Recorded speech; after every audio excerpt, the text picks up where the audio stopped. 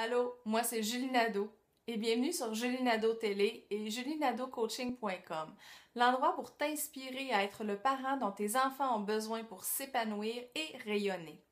Aujourd'hui, j'ai envie de parler du moment du repas. C'était très important pour moi de créer un endroit dans l'espace-temps où on serait tous les quatre à la table et qu'on partagerait, en plus d'un bon repas, la plupart du temps, un moment de bien-être, un moment de connexion avec mes enfants et mon conjoint. Donc, après plusieurs recherches et lectures, il y a 3 points qui m'ont semblé cruciaux pour passer de beaux moments en famille pendant les repas.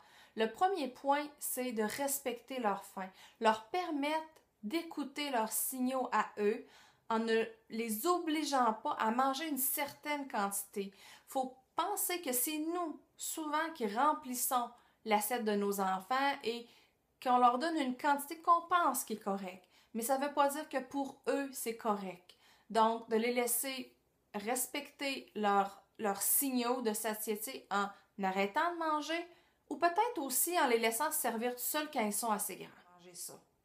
Le deuxième point qui était important pour moi, c'était de respecter qu'ils aient plus faim du plat principal, de la viande, des légumes, de l'accompagnement, mais qu'ils aient quand même envie de ce petit goût sucré-là. Parce que je me suis rendu compte que pour moi, c'était ça aussi. Des fois, j'ai plus le goût de manger la viande, puis je me forçais à la manger pour vouloir du dessert. Donc, il n'y a pas de condition pour avoir du dessert chez nous.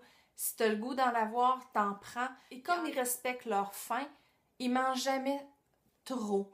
Le troisième point qui est important pour moi, c'est de respecter leur goût. C'est pas toujours facile parce qu'on veut qu'ils mangent leurs légumes, puis on fait en sorte qu'on focus tellement là-dessus que les enfants comprennent que finalement, là, si ma mère me force à manger autant mes légumes, ça doit être parce qu'ils sont pas si bons ça au goût.